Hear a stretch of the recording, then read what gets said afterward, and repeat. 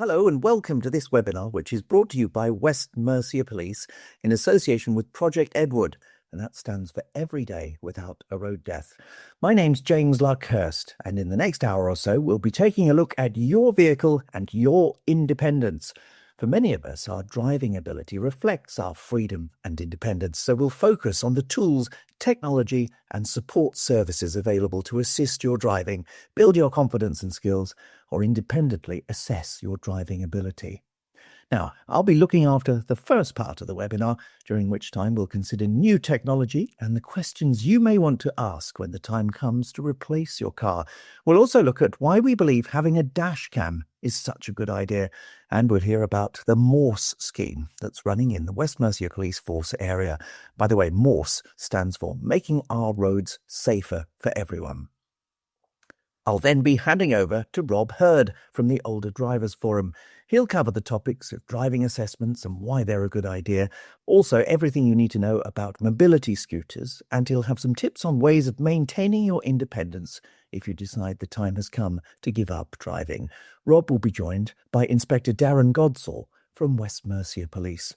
There'll also be time towards the end to discuss the questions you ask and the points you raise. All you need to do is pop your question into the Q&A box that you'll find on your screen, and we'll do our best to cover as many as we can.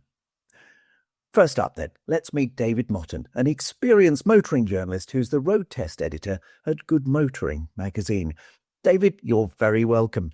Tell us, what are the most important safety features older drivers should prioritise when buying a new small car, and why?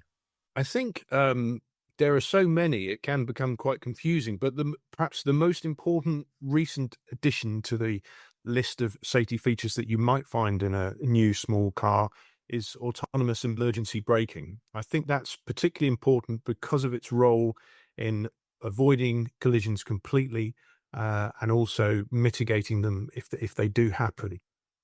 Autonomous emergency braking, as the name suggests, will apply the brakes for you if an inattentive driver fails to do so. So if you're momentarily distracted, then and a collision is likely, then the car will, in the first instance, sound an alarm, try and bring the situation to your attention, and if you still don't respond in time, it will hit the brakes for you.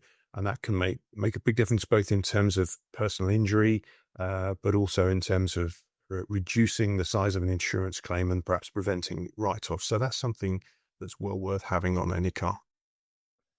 And is that mandatory, fitted to new cars these days? It's now fitted to almost every car. One of the things that has changed is that Euro NCAP for many years has been very, very important in the marketing of new cars, but Euro NCAP over time gradually make their standards more stringent, and a lot of modern driver assistance systems have to be fitted and have to be on by default in order to get the maximum 5-star score that manufacturers want, because it's not only is it a good thing in terms of having a safer car, but in terms of marketing and selling that car, it's a big deal to have a 5-star safety rating. So that's really pushed things and has made them, even in cases where the safety aids are not mandated by law, almost all manufacturers fit a lot of this equipment because of its importance in achieving that 5-star rating. Let's talk briefly about lane departure warnings. I hear quite a few complaints about lane departure warning, that it doesn't do what it's supposed to do, or it's just annoying, or it kind of causes more problems than it solves. So what's your take on it? How important is it specifically as a benefit for older drivers? I think I do understand that it can be irritating. It is something that it varies from manufacturer to manufacturer. Some tune their systems to be very, very sensitive and very, they're almost like electronic backseat drivers, and they're sort of nagging at you. And if you're seemingly a few inches away from the center of a lane, it starts to steer you back. Some are tuned differently and are a little less keen to intervene. And I think those are easier to get used to. They give the driver of whatever age a much more natural driving experience. In most cases, these systems can be turned off. But what I think is worthwhile is trying to become used to the system, and using it for a while before you decide that no, that's too irritating for me. Whatever potential benefit there is, I find it a distraction, because it can be distracting if the system is tugging at the steering wheel. If there's beep beep beep telling you that you're not quite where the car has decided you need to be, it can be very annoying. Where they're most useful is if you're on a long journey on a multi-lane road, a big A road or a motorway, and then you have that bit of assistance. If you have a moment's inattention, if you're getting a bit tired, the system will steer for you. And then perhaps if you notice the system intervening, maybe that's a reminder, maybe now is a good time to take a break, have a cup of coffee, take a rest for a while. Where they are less useful, and where I would be inclined to turn them off, is if you're driving on a country road and perhaps you don't want to be in the center of the lane because you want to position yourself for better visibility around the next bend or whatever. Then the systems are much less helpful, and I would be inclined to turn them off. Are there any small cars in 2025 that stand out for their safety technology and ease of use, particularly for senior drivers? I think now the standard is, in general, very, very high. Some of the models that have performed very well in Euro NCAP testing are the Renault Clio, the GWM Aura, which is a small Chinese car, which is becoming increasingly popular. Volkswagen Polo has done very well in Euro NCAP testing. And in terms of ease of use, because these systems are usually on by default, there's almost nothing very much for the driver to do. It's only really the ease of turning the systems off, which may or may not be a desirable thing to do, that comes into it. And different manufacturers do make, sometimes it is quite a lot of button pressing and going through menus if you do decide that some of these systems are more irritating than they are helpful. Some manufacturers make it relatively straightforward to decide which of these systems suit you and which to keep switched on. What about features that help compensate for age-related challenges such as slower reaction times or reduced visibility? I think one that's very worthwhile for all drivers, but perhaps in particular for senior drivers, is emergency brake assist. Now that detects panic braking and then applies full brakes, because something that can happen to any driver, but perhaps is more relevant for an older driver who may not be quite as strong in the leg as they used to be. It will detect the speed with which you hit the pedal, but if there isn't enough force when you hit the pedal for maximum braking power, it will apply maximum braking power for you. So I think that's one that's well worth checking if it's fitted to your next car. I'm thinking about features like blind spot monitoring, reversing cameras in smaller vehicles. How reliable are those sorts of features, and are they generally standard spec now? They are quite reliable. They are increasingly sophisticated, and in fact, what you'll find now is that there are systems on relatively affordable small cars that would have been science fiction 20 years ago, and 10 years ago would have been the preserve of quite expensive luxury cars. But none of these systems are infallible. They should always be seen as a driver aid rather than a replacement for the driver. You use them to assist you. You don't rely on them completely. So you're still checking your blind spot yourself. You're still looking in your mirrors. You're still looking over your shoulder carefully and all around you to have that situational awareness you need whenever you're reverse parking. So these systems are there to help you. They're not a replacement for the competence of the driver. What advice would you have for evaluating the user friendliness of safety tech in different small car models? I think it's very important that when you're in the showroom, and even more importantly on the test drive, that you really grill the salesperson as to what features are fitted to the car and how they work and how you get the best out of them. The salesperson in a dealership ought to be well trained and well versed in these systems and able to really explain them to you in detail. When you're on the test drive, some of them are easier to try out than others. A blind spot detection system, that's going to work on more or less any test drive you take. Obviously, in terms of the autonomous emergency braking, you're not going to deliberately drive towards the back of another car. So that's not something that you would necessarily get a feel for on a test drive, but the salesperson should be able to explain it for you and explain how it works and the circumstances in which it will be of benefit. Let's finish with just a little bit more general advice on test driving. Um, I'm not sure. I can't remember when I last test drove a new car. I've never had a new car, so I. But tell us what advice you would have, because I think a lot of people will be nervous that they're just going to be sold something, and they'll find it very hard to say no once the salesperson is kind of has them in the car, and kind of the locks go down and the clipboard comes up and the pen's given to you. Maybe it's not quite like that, but give us some advice to help somebody make a kind of informed buying decision. I think if at all possible, test drive the car on roads you know, which is obviously easier said than done if you're traveling to a distant dealership. But if it's a dealership that's local to you, it's very useful to drive on roads that you're familiar with. That way you can concentrate more on the car than on learning the road layout of wherever you happen to be.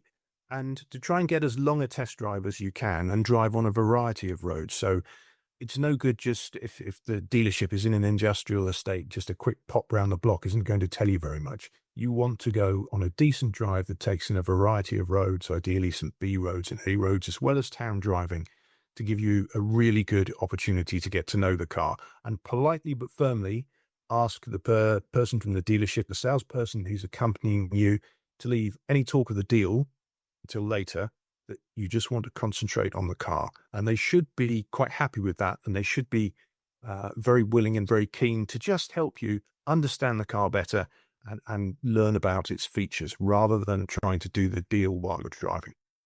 That was the motoring journalist, David Motton. Now, West Mercia Police's Morse project, Making Our Roads Safer for Everyone, is an innovative road safety initiative funded by the Police and Crime Commissioner, John Campion. Morse provides tailored support to individuals who've committed driving offences.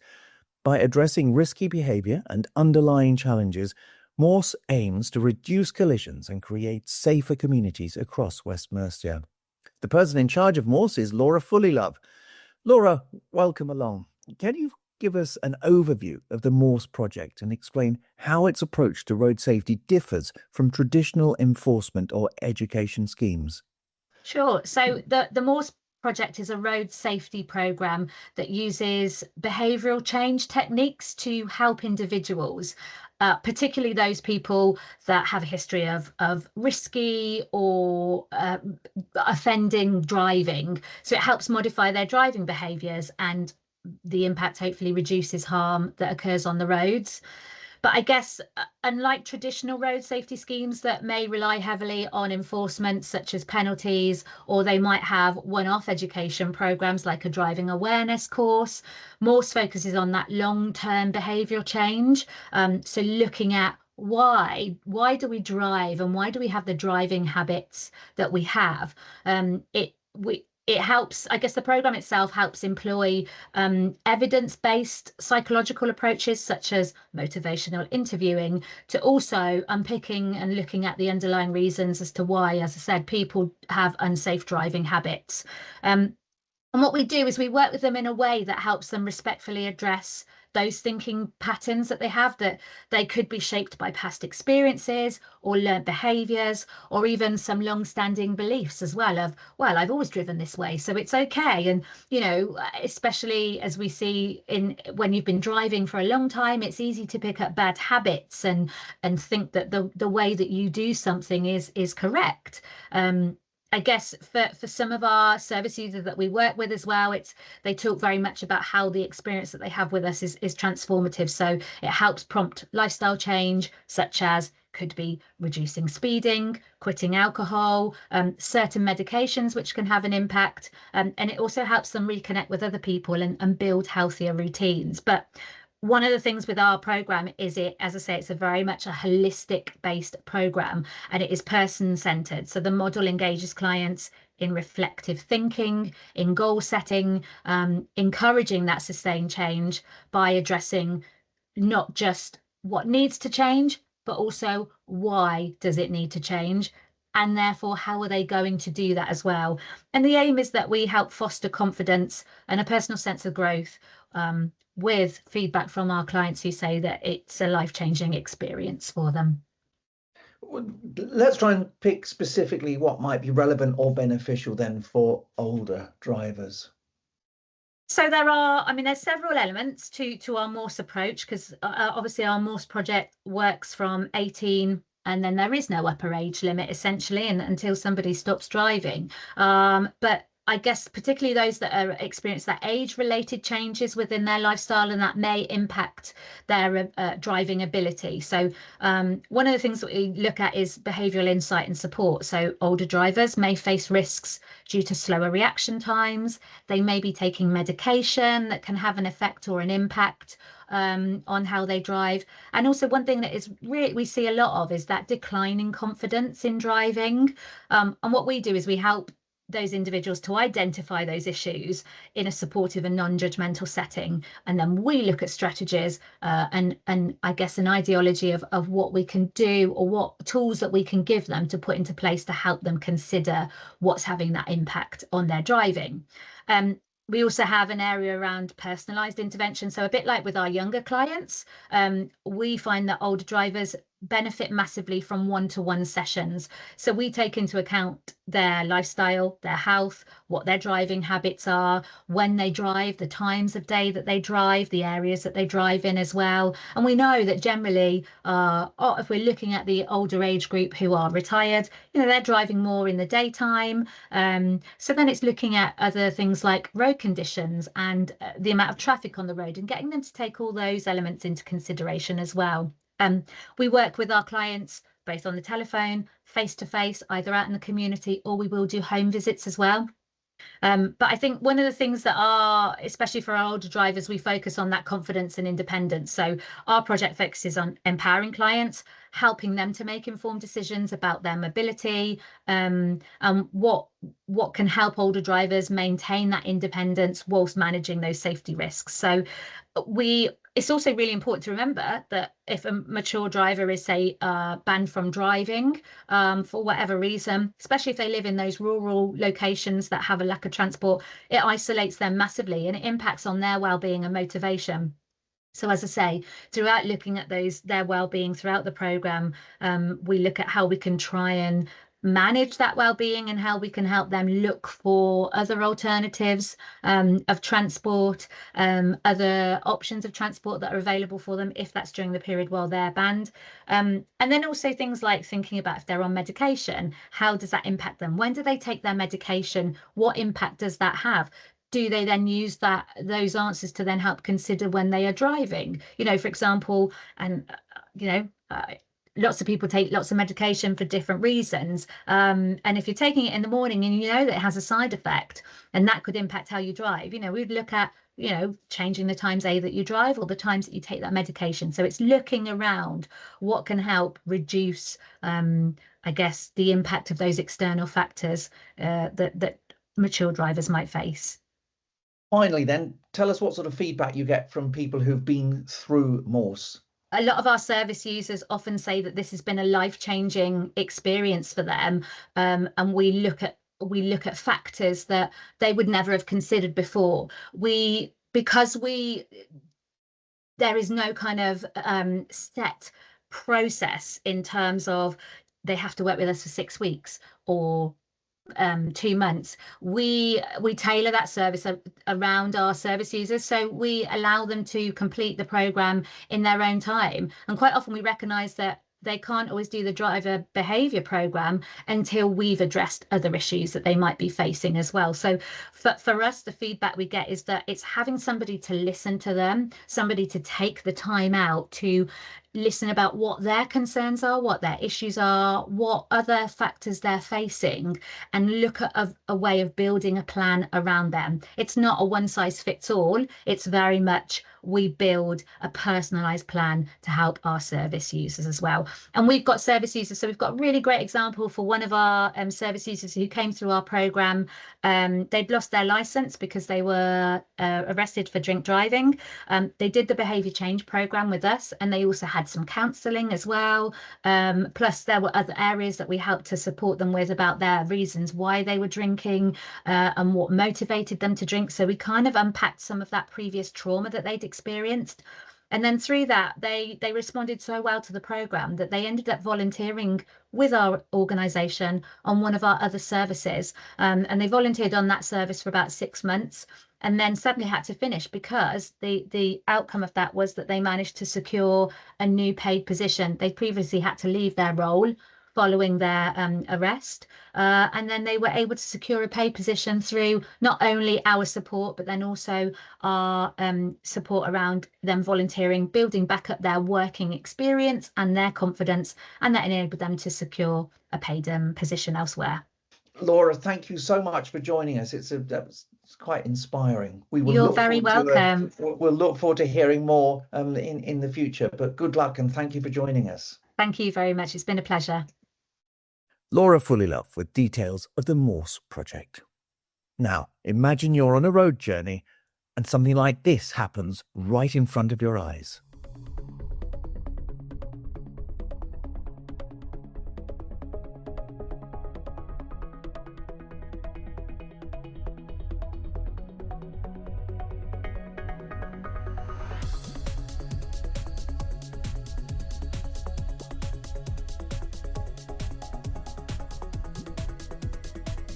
Thanks to Durham Constabulary for those clips, which are all submitted to the police by motorists with dashcams fitted, and they were using an initiative called Operation Snap.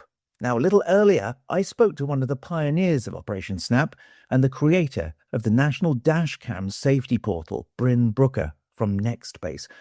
I apologise because you don't get to see much of Bryn as he talks through his slides, but we think it's a real game changer for road safety, and there's a Nextbase discount code included with the email you'll receive after this webinar. So if you don't have a dashcam at the moment, maybe you should consider it. Anyway, let's hear from Bryn and find out, first of all, what are the key safety benefits of using a dashcam for older drivers and how it can provide peace of mind on the road. The real key points for a dashcam is that it proves you're not at fault, makes you a safer driver, and can save you money. And just going into those 3 points, really, we see a dashcam as an independent witness on the road that works automatically. You don't need to worry about it. As soon as you get in the car, it will start recording. As soon as you stop, it will stop. And you've got that evidence, should you ever need it, that's usable in court or with the police. It also helps everybody else on the road. We hear a lot of stories where people come across an incident that they've witnessed, and they'll share that footage with other people.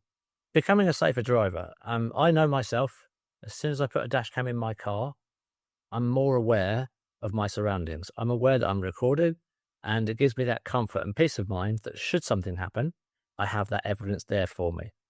It means I can worry about other things. I can concentrate on driving safely. I don't have to worry about writing down names of roads and things like that should there be an incident. And importantly, as you'll see later, you can see how we can all play our part in making the UK roads safer through the National Dashcam Safety Portal and OpSnap. And for many people, getting a dashcam has a side benefit. It helps you save money. For many people, saving money on their insurance is a real key reason to buy a dashcam. You can obviously save money on that initial purchase, but it also means you can protect your no claims bonus. I've worked hard to protect my no claims bonus, and I've got 9-10 years plus no claims discount, and that discount is actually worth a lot of money. If I had to make a claim and I lost that discount, my next year or the year after that, the insurance cost would be much, much higher. And if I have an incident and I need to make a claim, I've got that evidence so that my insurance provider can process it quickly too. It means I can get back on the road, even if it was my fault. Can you explain how features such as emergency SOS on dashcams can specifically help older drivers in emergency situations or when their car's unattended? Yeah, a lot of people don't realise that a dashcam is more than just a recording device. Emergency SOS is much like a system called eCall on vehicles themselves. And it allows you to put some details in, such as your name, your car registration, your blood type, etc. And if you have an incident where you are unconscious and unable to help yourself, and there's nobody else around you to assist, the dash cam, in conjunction with your phone, can automatically detect that incident, check that there's nobody else around, and then send a message to the emergency services with your location, and also, importantly, your travel direction, so that they can come and help you. And this is a real key thing that is there and can save your life should you need it. Let's perhaps move on and talk a bit more detail about insurance claims and disputes. And how does dashcam footage assist in resolving those claims or disputes? And what role does it play in determining fault? Yeah, I mean, I've got two examples here. So this is kind of the view that you get from a dash cam on the left on your mobile phone, or on the right if you played it back on your PC or laptop. You've obviously got the clear evidence of the video itself, so you can prove exactly what happened, when it happened, weather conditions, the road conditions, etc. You've got quite a lot of information in the video itself. But you've also got other data. If you look at the bottom of the purple screen, you can see G-force, 3-axis G data. So that tells you how you're accelerating, how much you're braking, impact forces. You've also got your travel direction, north, south, east, west, your speed, and in the top right, a map. And that can tell people exactly where it happened as well. You can send that data to the police, to courts, to your insurer. So you've got all that information there, more than just the video itself. How user-friendly are the latest dash cams for those who may not be comfortable with new technology? Yes, I mean, so something that we work very hard to try and do is make our dash cams as easy to use as possible. And, they turn themselves on, they turn themselves off. So once they're installed, basically they're a fit and forget device. But there are new cameras, ones that are called smart dash cams. They're like a smart doorbell. They'll send you a message automatically if someone's near your vehicle or if somebody hits your vehicle. Even if you're the other side of the world, you can still get that live view on your phone, just like a smart doorbell. I think the other concern that people may have is installation. And, rightly so. Installing it, it's not too tricky. You can do it yourself competently. It's very, very simple, plugging it in and routing the cable. But we also have Halfords who install it for you if you wish, or our own installation service who can come to your door and just do it in your own driveway. Can you walk us through how Operation Snap, the National Dashcam Safety Portal, works, and perhaps how older drivers can use it to report dangerous driving or incidents that they witness? Yeah, OpSnap is, honestly, it's been the highlight of my career at Nextbase and something that I feel very passionate about. About 6 years ago, we started looking at how we can help the police and how we can help people get their videos to the police in a secure way. And we saw some fantastic work that had been done by the Welsh forces at the time, and we wanted to replicate that for the rest of England. When we go to the National Dashcam Safety Portal website, you'll click on the correct police force and fill out the form and upload your video. As you fill out the form, what you'll also be doing in the background is filling out a witness statement. And the great thing about that is it makes the police forces work a lot more efficient. If they've got that witness statement ready to look at, they've got the video ready to look at, and they can action it or not as they see fit. That means that what used to take, hours of police work can be done in 20, 30 minutes. You can do watch 5-10 videos in kind of half an hour, make your decisions and process them very quickly. And that means that we are helping remove dangerous drivers from our roads. And that's the real critical thing. What we're just going to do now is see this example that was submitted to Lancashire Police, I believe. It's an incident that was on the M65.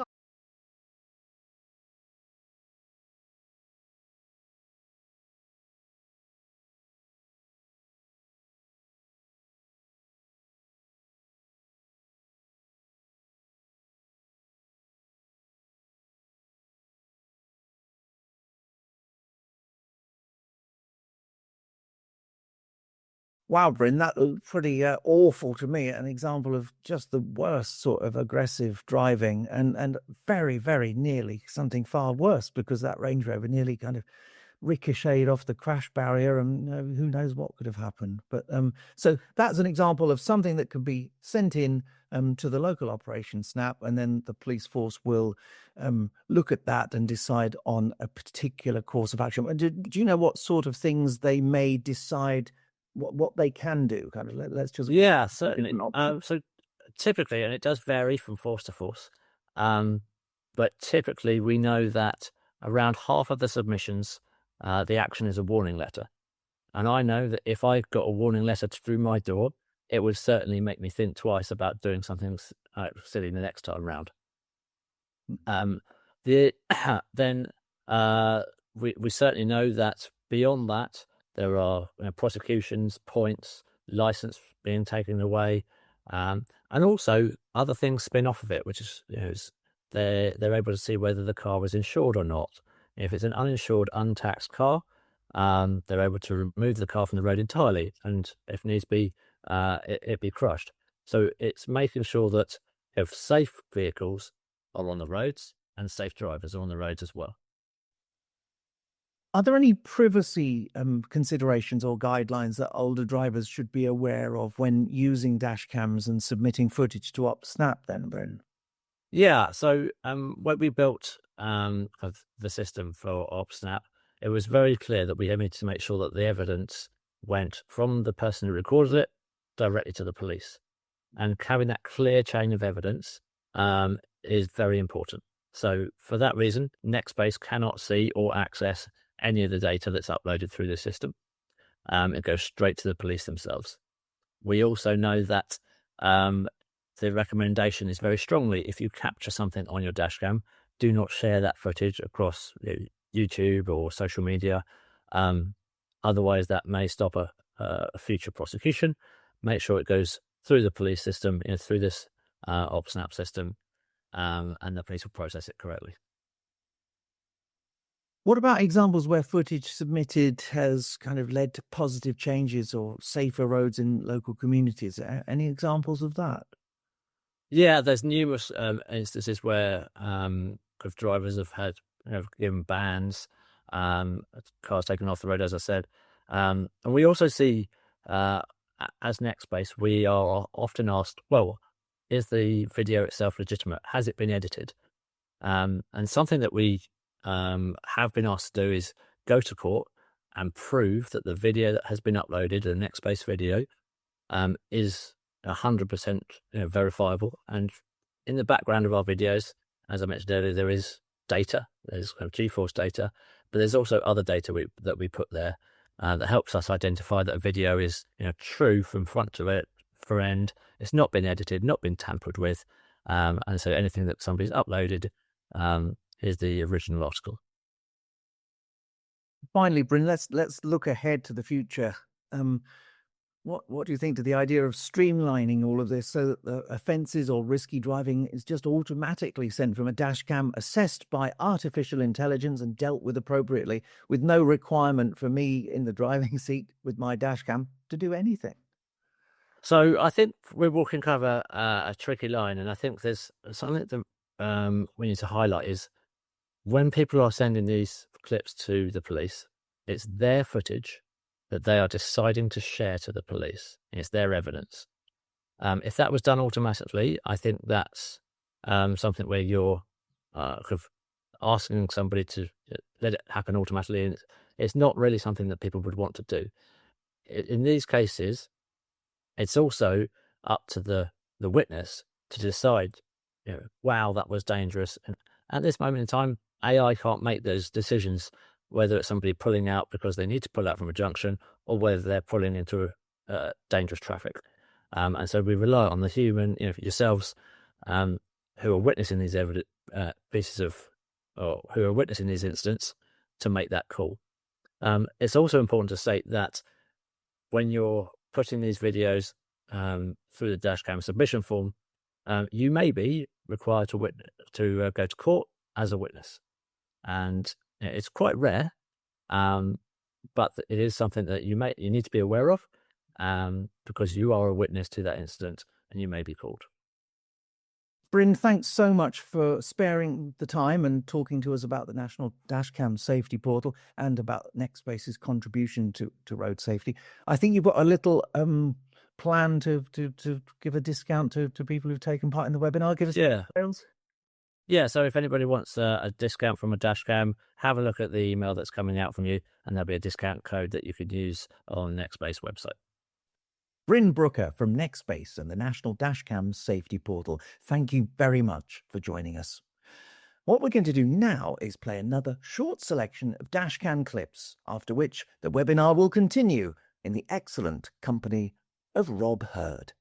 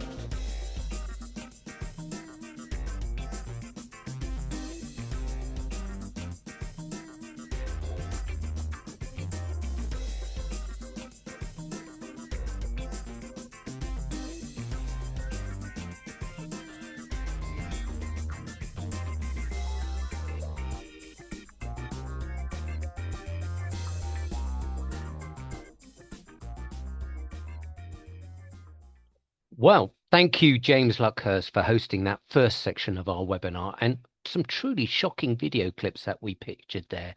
And we'd like to say thank you to his guests, which were David Morton, an experienced motoring journalist, Laura Fullylove from the Morse scheme, and also Bryn Brooker from Nextbase, who was showing us some really terrible incidents on roads there. And in fact, in there, Bryn was mentioning about that discount code. Now, I'm afraid that is only available to people who are watching it live today. For pre-recorded, which we are doing today on this webinar, it won't be available for you. I'm sorry to hear that. But we will be talking to Bryn a little bit later, so if you've got any questions for him, then please put them in the Q&A box and we can speak to Bryn a little bit later as well. Well, my name's Rob Hurd and I'm the chair and founder of the Older Drivers Forum, and I will be your host for the remainder of this webinar. Now, in this section, we're going to look at a few things. So firstly, we're going to be talking about mature drive assessments and the various options that we do have. We'll then be discussing briefly about retiring from driving, something all of us will have to consider at some time, and in the future, what options could be available to allow us to carry on driving without, or being independent without the use of a car. We'll then be speaking to Rebecca Holden from RDAC, a driving mobility centre, about mobility scooters. And then we'll have that time for that Q&A section, sometimes answer those questions that you've put in. And we'll be joined by Inspector Darren Godsall from West Mercia Roads Policing Department. So please carry on, get those questions into us on that, and we will be able to answer those all for you. So we're going to be looking at now mature driver assessments. So really, there are many mature driver assessments out there. And it's a matter that we wanted to find out about what we can do to help and support ourselves to carry on driving safely and independent on the roads. So firstly, let's look at aging and driving and the context that we need to look at in relation to that. So as we get older, our reaction times, eyesight and mobility can change. But that doesn't mean that older drivers are dangerous. In fact, they are statistically among the safest. Now, we all age differently. We have drivers in their 40s no longer fit to drive, and we have drivers in their early hundreds perfectly fit to drive. Unfortunately, though, when older drivers are involved in a collision, the consequences are often a lot more serious, and that's often down to the frailty that we suffer as we get older. In fact, 23% of all fatalities on the road are actually, unfortunately, older drivers, and they only account for 15% of all licence holders. Now, statistics show that younger driver fatalities are actually decreasing for the last 10 years, whereas older driver fatalities over the last 10 years have been increasing, and that's quite often because we're having an increasing number of older drivers driving on our road. So, what's the key? Is actually self-awareness, not becoming complacent and staying up to date with our driving abilities. Now, in the UK, there's no legal requirement for a retest when we reach a certain age. However, from the age of 70, drivers must renew their driving licence every 3 years, or if we've told the DVLA maybe about a medical condition, that may go down to every year. But how do we really know that we're safe behind the wheel? So that's where mature driver assessments really do come into the factor. Now, there are two types of mature driver assessments to consider. Now, for those who have a medical condition that may affect your ability to drive, then we'd always recommend an assessment at one of the national driving mobility centres. Here you'll be assessed by a specially trained approved driving instructor and an occupational therapist. Now, driving mobility centres cannot only ensure that you are medically fit to drive, but also they can give you advice and support on adaptations and ways of keeping driving as long as possible safely in a very caring and supportive environment. I've worked with driving mobility for many years and actually really recommend one of those assessments if we do have a medical condition. Now, for those who do not have a medical condition which may affect their ability to drive, then we'd recommend undertaking a more confidence-boosting mature driver assessment. Now, these assessments are not a test. You won't pass or fail. Instead, a trained assessor will go out for you for about an hour in your car and carry out constructive feedback and review your driving. Now, they're going to look at things like observation and awareness, use of your mirrors and signals, positioning and speed, and dealing with complex junctions or roundabouts, something as we age is often an issue that we can affect from. Now, the goal is simple: to boost confidence, identify any habits that may have crept in over the years, something that we can all have, and also help suggest ways that we can all remain safe on the roads as well. So, who offers these particular confidence building assessments? Now, there's a number of organizations. We're going to be talking about IAM Road Smart. Many people think that's advanced drivers, but actually they do run a mature driver review, and we'll be looking at that in a second. Now, ROSPA, they run a skills assessment for all drivers, and that's the Royal Society of Prevention of Accidents. And also many councils or road safety partnerships sometimes run such schemes, mature driver assessments as well, often at reduced costs, or some of them even free. Now, prices vary, but generally they're affordable. But think about it as an investment in your safety, something we all need to make sure is the case. Now, why should we consider one of these? Well, firstly, confidence. Many drivers say that the review helps them to feel more assured on the road. Independence. Well, staying safe means staying mobile for longer. And early advice. If adjustments are needed, like avoiding night driving or busy city routes, it's better to know these sooner rather than later. Also, family members are often feel reassured that loved ones are driving safely. And we're going to be talking a little bit about that later as well. So I thought what we'd do is have a look at a little bit of a video. Now, this is a video that IEM Road Smart, and we're particularly covering that because West Mercia are working in partnership with them at the moment. And we're going to play a little video just all about what an IEM Road Smart mature driver assessment looks like. Our Mature Driver Review is a relaxed 1-hour session with an IAM Road Smart expert. There's no test, no pressure. Booking a review is easy. Simply book online or give us a call. After booking your review, you'll be paired with one of our local experts who will get in touch with you.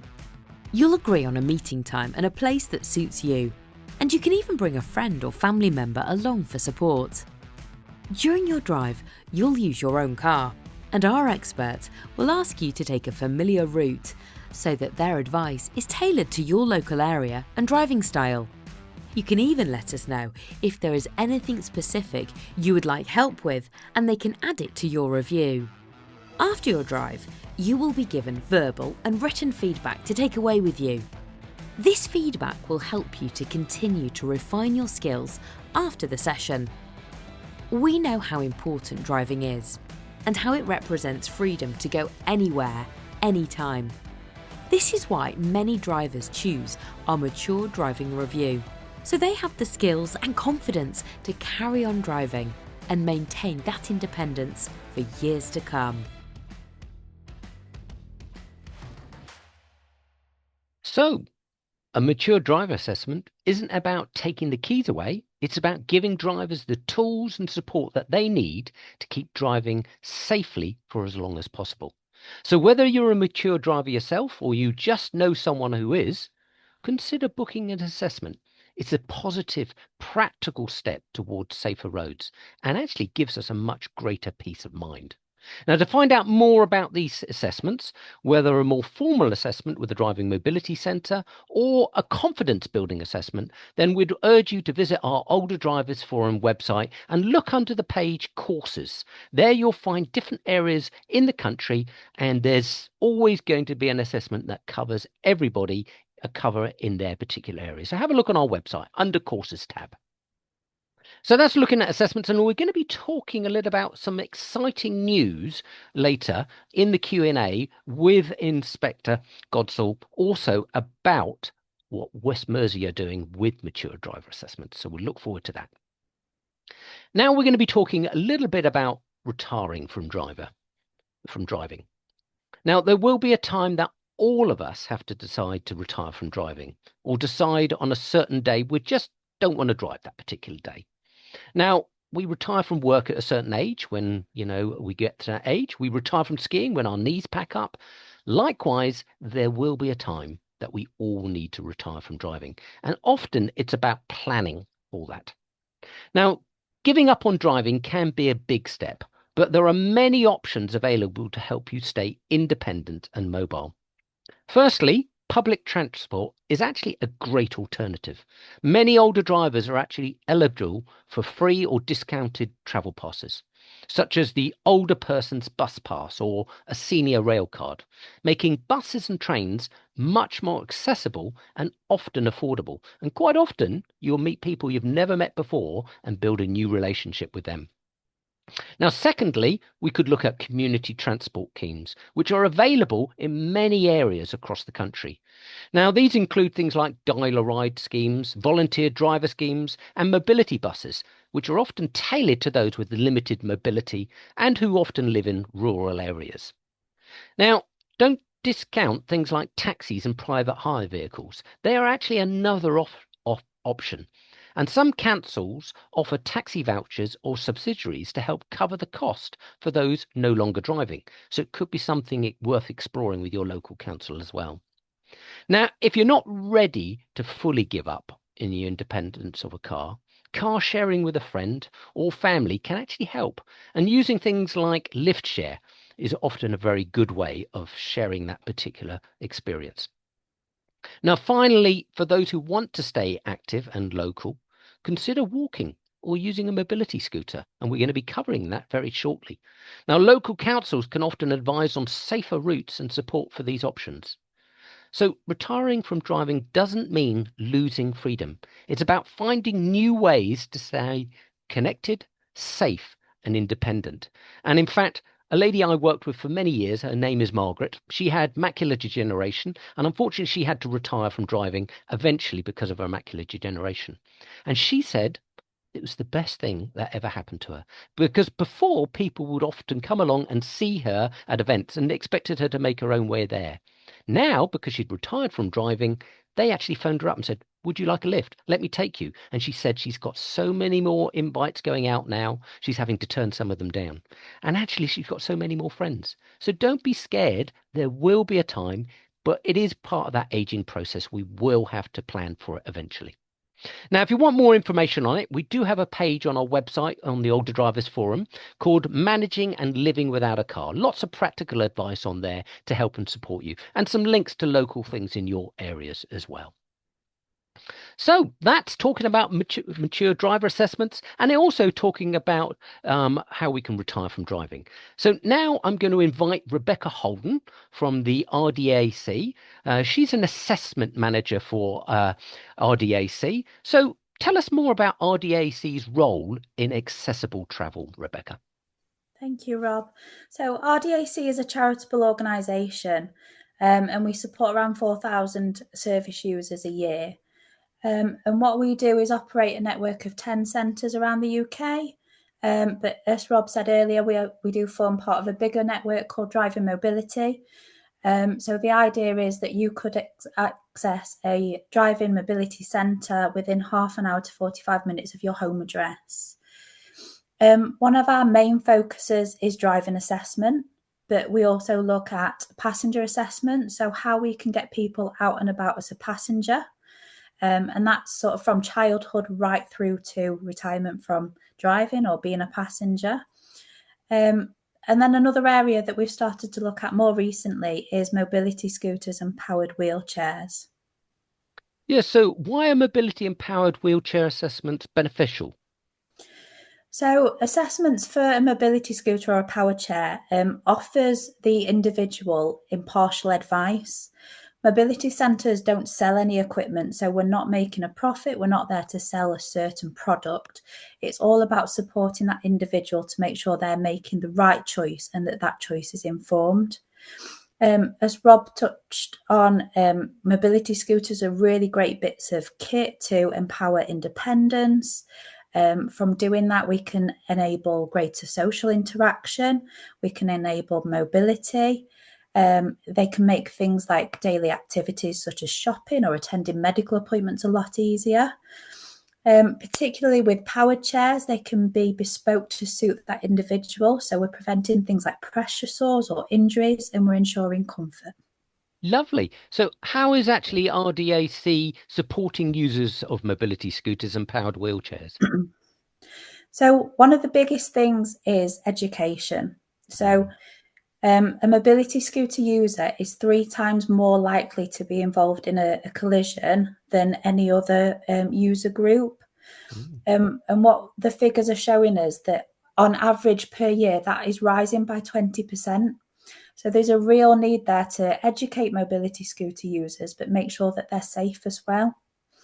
Yeah. So one of the things driving mobility centres do is offer assessments. As I said, that is impartial advice. We would show you how a product works. We would show you the sort of things that you would do with a mobility scooter. We conduct the assessments through medical professionals. So all of the medical staff at RDAC are occupational therapists. And we make sure that someone who has got a medical condition is able to operate a device safely. As part of our role, we can also advise on things like safe stowage of the equipment in a vehicle. And we can also pair that up with a driving or a passenger assessment to make sure that you're sort of completing that whole process safely and independently. Brilliant. So that's exactly showing how RDAC and all the driving mobility centres across the country are actually there to help and support you. Thank you ever so much, Rebecca. Please stay on. We're going to do a little bit of our Q&A section now. So I'll just invite back to us Inspector Darren Godsall, who's a road speeding inspector for West Mercia Police, and we'll invite back Bryn Brooker from Nextbase as well, so we can answer some of those questions. But Darren, first, I've got a few questions just to ask you. So I want to do a driving refresher course. Is there any financial support about it available? And I did say there was a little bit of a teaser there that might help people in West Mercia. Thank you, Rob. Yeah, very exciting news today. That thanks to grant funding from West Mercia Police and Crime Commissioner John Campion, we are from today able to offer mature drivers living in West Mercia the opportunity to book a 1-hour IAM Road Smart Mature Driver Assessment to mature drivers living in West Mercia. Driver review, this is just for £20 instead of the normal price of £86.50. It's a 1-hour independent appraisal of your driving with an approved driving instructor. The session is carried out, as we said earlier, in your own car on roads that you are familiar with. And you can even take someone with you if you prefer. So it's nothing to be concerned about. It's there to provide help and assistance and pointers about how you can be a safer driver on the roads. You can find out more information about this offer on the West Mercia page on the Older Drivers Forum website. But just to remind you, if you have a medical condition that may affect your ability to drive, then we would recommend an assessment with a driving and mobility centre. Lovely. Thank you, Darren. And what a great opportunity, everybody. And I would really urge you all to sign up for one, because I tell you what, they're invaluable. And many people do them every couple of years just to see how they're driving, to pick up on those things. So, Darren, also, what advice to drivers, how can they ensure they're aware of technology in their vehicle and what it does without becoming maybe a distraction to themselves? I think the article earlier from David Motton was extremely helpful, gave really good advice around increasing amounts of technology in our cars these days. I think the overriding advice I can give is to be confident to ask the salesperson or anyone at the garage you're buying a car from to give you that extra time to explain that vehicle and its warning systems, emergency systems to you, so that should they activate, you're not caught off guard or surprised, and that you keep your eyes on the road instead of looking down towards something that could be appearing on one of the many displays that modern cars have. Yeah, absolutely. Well, I think that's the thing. We don't want to be distracted, but actually this equipment, if we trial and test it, it's one of the best things that we can actually use. Really is a, game changer. And a lot of people steer away from them, but actually they can be very supportive to us. So question says, I pick up my grandchildren from school once a week. Do I still need seat belts for occasional use, or is it just I'm okay without that for just short journeys? In a word, yes. Children must use a car seat or a booster when travelling in a car until they're 12 years of age or at least 135 centimetres tall, whichever comes first. And it's an offence to carry a child in the car without one who is 12 and under or under that height. But more importantly, it's around their safety and your safety in the vehicle. Lovely, fantastic. And just a final one here. When Bryn was talking earlier with James, we were actually talking about Operation Snap. And I just wanted to know, Darren, is that something that West Mercia or one of the police forces that run that? Very much so. Since 2018, West Mercia have supported OpSnap. We've had tremendous success each year, with now over 600 submissions every month from members of the public highlighting to us incidents of poor driving and poor activity on our roads. These can end up in prosecutions, words of advice via letter, or even court appearances in some cases. Brilliant. And if people wanted to report something, would they go via the West Mercia Police website? Would that give them the link to report that? Very much so. If you go onto the West Mercia Police website, search for OpSnap, and that will take you straight to the section you need to go to. Yeah, fantastic. Now, Bryn, how many police forces in the country are actually running OpSnap? Are we doing very well in spreading that out, the message? Yeah, that's right. I mean, it's about 6 years ago is when this started, and so there was only one or two. But now virtually all police forces have some kind of system. Some of them don't call it OpSnap, but the majority of them now are calling it OpSnap. And you can put your submission online and make our roads safer. Yeah, brilliant. And we had a question through, and we know Bryn's very kindly, Nextbase has given us that discount, which can help and assist us going forward, which is now, unfortunately, that's only available to people who are live today, who've been watching this webinar. But what would you say is the best dash cam to purchase for them? So it will depend on kind of, your car and your budget, but generally, so the dash cams that we have on our website, the 322GW is kind of our most popular. It's full HD. It's got everything you need. There are some smaller ones if you just want something tiny. If you've got a smaller vehicle like a Mini or something, then something called a Pico. That's a nice entry level. Sub £100. I think it might even be kind of a lot less at the moment. So that's one to, it's on a bit of a deal. Or at the other end of the scale, there are other what we call the smart dash cams, which are much more like a Ring doorbell, and they protect your whole car when it's parked. And I did see a question in there saying, could that drain your battery? Fortunately not. There's special technology inside the Nextbase IQ, which is one of the smart dash cams that detects the battery level in your car. So if your battery level does decline in your vehicle, the actual dash cam will switch itself off, so your car can always start. Yeah, brilliant. And actually, about a year ago, I actually liaised with Bryn, and I actually had one fitted in my vehicle. Got it at the front and the rear. It's been invaluable, been absolutely brilliant. And do you know the other thing it does do? Makes me drive a little bit safer as well, because I know I'm recording myself as well. So it is a very good bit of kit, and I'd really recommend to everybody to have them. Now, I'm quite technical minded, and I thought about fitting it, but actually I saw the price about how much Nextbase can get one of their engineers out to fit it. It was really quite cheap, and actually they did a brilliant job. So if you're concerned about it, they can come to your home address. They did it in a matter of about an hour and a half, did a brilliant job. So really recommend it. Yeah. Now, I know when we're looking, we've got a question in here about, now on our webinar we covered earlier on Saturday, we were talking about dementia there. And it says, if someone is diagnosed with dementia, even early stages of the disease, do the DVLA have to be informed? And at which point would they notify a driver that they can no longer drive? Well, unfortunately, if you've got a diagnosis of dementia, you need to inform the DVLA. It is a notifiable medical condition. We need to do it. But it doesn't mean just by informing them that they're going to stop you driving there and then. What often they might do is send you to the likes of a driving mobility centre. And I just thought I'd pose that question to Rebecca about, you will often get people, Rebecca, coming to you with early diagnosis of dementia. And what sort of things happen when that happens? So a lot of specialists in dementia services will, it'll be one of the first things that they do is refer to a driving mobility centre. It means that we can get in there early, we can see what sort of things are going on, and hopefully at that stage the individual is still safe to drive. What a lot of driving mobility centres do is offer a review process. So every 6 or 12 months, you would come back to us. It would be the same process of the assessment, and we would monitor for any deterioration. What that means for the DVLA is that they are quite happy that the individual is being proactive in having an assessment. It helps them when they come to their medical reviews because they've got a physical driving assessment report that says how that person is doing in a vehicle.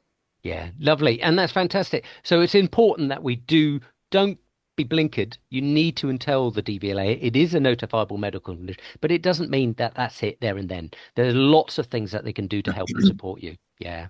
Now, we've got a few questions about your mobility scooters as well on here. And it says, do the UK offer double scooters? I often see them frequently in Benidorm. I have to say, when I go to Tenerife, it seems to be everybody's got these double scooters up and down. Is that something that happens? Is that something that in the UK we could get? So, unfortunately, double mobility scooters or tandem scooters aren't legal to use on public roads in the UK. Right. So you could have them, but they'd have to be used on private land. But as far as going sort of out and about into the shops, they're not legal on roads. Okay, great. Thanks for that. And what about, would you recommend things like electric tricycles at all? So when we look at sort of electric tricycles, it's not really something that we would advise on. There are options to turn a powered chair into a trike. Okay. That's the sort of thing that we could look at, but it depends on that individual as to what they want from a mobility scooter or powered chair, and we could discuss that on the day of the assessment. Brilliant. So the important thing is, if you're not sure, best to come to speak to the experts like a driving mobility centre. And like Rebecca was saying earlier, nobody needs to travel more than 30 miles or 45 minutes to get to one. So they're all over the UK. Really important for yourselves to think about that help and support that you've got. And in fact, they're an adaptions group, as I mentioned earlier. So they could give you advice about what adaptions you could have fitted to your vehicle just to keep you driving safely for longer as well. Now, I did have an email through to ourselves before the website today, which says, what is the current procedure? Some lights take an age to change. And I'm thinking they're talking about traffic lights here. Now, I often know people will see an amber light and think, do I have to stop at that or what? Darren, what would you say if someone had an amber light coming up towards me? Is that something I might need to stop? Oh, there you go. When the amber light displays, you should stop and prepare to stop at that line, the solid white line. If it's dangerous and you're so close to it, it changes as you are literally on top of the white line, then you can continue through at that point because it would be dangerous to try and stop. But when you see the lights changing from green to amber, then you should be preparing to stop and stop safely at that line. Yeah, and I think that's totally the case, isn't it? We've got to make sure that we're safe, not only for ourselves, but other people around us. But we shouldn't be, when we're coming up to a set of traffic lights, everybody, the most important thing is, if you've got a green light, we all know what's going to happen next. It's going to go amber and go red. So prepared to stop is what we shouldn't do. We shouldn't be thinking, oh, there's that car. I don't want to stop, and put your foot down and accelerate towards traffic lights. We should, all of us, be prepared to stop. Now, there's also another one. It says also at roundabouts, when you enter on a roundabout, we often get this, people get confused about which lane that you need to be on a roundabout. And it's strange because I know we would have been taught it maybe in our driving test, but we're quite often these days seeing a lot of confusion about roundabouts, joining roundabouts and which lane they should be on. Darren, I wonder if you could perhaps just give us an input about if I had a 2-lane coming up to a roundabout and I wanted to go straight ahead, which lane perhaps could I use? If you're going straight ahead in that example, then ideally you should be in the left-hand lane. Yeah. Because that way you can enter the roundabout, stay to the left-hand side and indicate prior to the junction that you wish to take, giving those around you plenty of notification, and then take that junction. Brilliant. Absolutely. And if I was turning right at that junction, what should I do there? In turning right at a junction, approach the roundabout in the right-hand lane, giving a right-hand indicator, which clearly shows all those around you that your intention is to go right. Keep that indicator on as you go around the roundabout, staying in that lane. And then once you clear the junction immediately before you're going to turn off, indicate left, check your near side, that's the left-hand side. Make sure no one is alongside you, particularly paying attention for motorcycles and the more vulnerable road users, and take the junction to your left. Yeah. Brilliant. Now, we had a question here about earlier in today, why were small cars discussed? What is the definition of a small car? No, I'm not quite sure on the answer on that particular one myself, but I mean, at the end of the day, small cars, I would put probably something like a hatchback, something like that, which has often a smaller protection bits around it. I don't know if anybody wanted to mention anything on that, but I think it's not one that we would normally discuss. But often we know older people, from my experience, will often go to things like smaller cars because they prefer that. Yeah, Darren. I think a good piece of advice is, as we all become more mature, get older, our mobility becomes slightly less. And one bit of advice that we're giving on some of our inputs to mature drivers is that a smaller car will have a shorter bonnet, which means that you can provide yourself a better viewpoint into a junction to make sure that it's clear, as opposed to a larger car with a longer bonnet, which would protrude into the junction to give you that view. Yeah, and we know a lot of collisions, unfortunately, involving older drivers is often at turning right at junctions. So that might be why a lot of people urge towards that. But whatever you want to be in a car that's comfortable for you. Now, there's one other question that we had was overtaking cyclists. We've had some big changes to the highway code recently. A lot of them haven't been educated too much out there. Now, if you are interested in that, on our website, we have got a page under the advice tab. You'll see a page about highway code changes. changes. And we've got various different videos and things and bits to point out about that.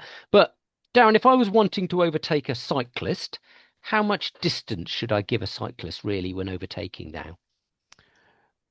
Realistically, a minimum of 1.5 meters, but that is a minimum. You should give a cyclist as much room as you can safely without encroaching on oncoming traffic.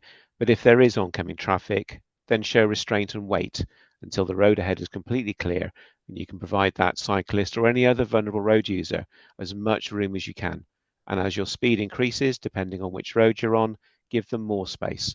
But the highway code now has a hierarchy of threat, and it's a minimum 1.5 meters for a cyclist. That's the guidance. Brilliant. Fantastic. Thank you very much for that. So that pretty much wraps up our Q&As for today. Thank you ever so much to Rebecca, Bryn and Darren. Thank you for yourselves and joining us on today's webinar. So like I said, this webinar is recorded. We will be showing it out as a recording on the West Mercia website, part of the Older Drivers Forum. And I'd just like to say this concludes this webinar, and we just want to pass our thanks to all our speakers today and also all of you for joining us today. And a special thanks goes out to West Mercia Police, for organising these webinars. As we know, they are passionate about helping and supporting mature motorists to carry on driving safely for longer. And even though they do these webinars, they run many other events that you could look at. So if you visit the West Mercia website page on the Older Drivers Forum, you'll see some of the fantastic things that they're doing to help and support all of us.